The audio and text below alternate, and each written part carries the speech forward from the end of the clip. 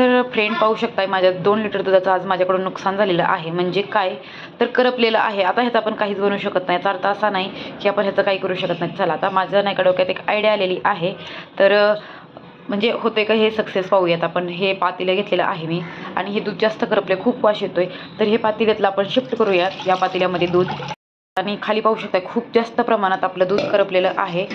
आता हे दूध थंड झालेलं आहे, त्याच्यामुळे आपण ह्याला पुन्हा एकदा तापवायचं आहे. तर मी गॅस चालू करणार आहे आणि हे दूध आपल्याला कसं पुन्हा वापरात आणायचं आहे तेच पाहणार आहोत आपण. तर संपूर्ण व्हिडिओ तुम्ही नक्की पहा. तर इथं पाहू शकता ह्या दुधाचा कलर एकदम बदललेला आहे आणि हे पण खूप जास्त प्रमाणात इथं खाली करपलेलं आहे. आता हे आपण एवढं दूध करपलं म्हणजे खूप जास्त वास येतो त्याचा. तर त्यासाठी आपल्याला फक्त एका गोष्टीची जरूरत आहे. तर पहिली गोष्ट म्हणजे आपल्याला दूध थंड झालं असेल तर पुन्हा तापवून घ्यायचं आहे. त्याच्यानंतर दुसरी गोष्ट म्हणजे आपल्याला हे जे खायची पानं आहेत नानता तुम्ही किंवा खाण्याची ही पानं आपल्याला इथं लागणार आहेत. जास्त नाही, मी इथं स्वच्छ धुवून घेतलेले आहेत. एकदम फ्रेश पानं ताजी ताजी आहेत. आणि तर पाहू शकताय.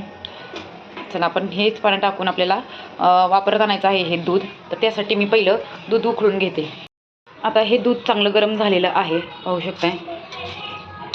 आपल्याला आता परत गरम जास्त करून करपवायचं नाही आहे. त्याच्यामध्ये आता आपल्याला हे पानं टाकायचे आहेत. तुम्ही 4-5 पानं आरामशीर टाकू शकता. खाण्याची पानं आहेत हे लक्षात असू द्या. आणि हे पानं टाकल्यानंतर आपल्याला कंप्लीट अर्धा तास वाट पाहायची आहे. त्याच्यानंतर हे दूध आपल्याला पुन्हा वापरू शकतो. त्याचं तुम्ही दही बनवू शकता किंवा तुम्ही चहा बनवू शकता. काही पण तुम्ही ज्यूस वगैरे करून पिऊ शकता. बिलकुल वास येणार नाही. अर्ध्या तासानंतर हे पानं काढायचे आहेत आणि आता आपल्याला हे दूध पुन्हा वापरण्यासाठी रेडी झालेलं आहे.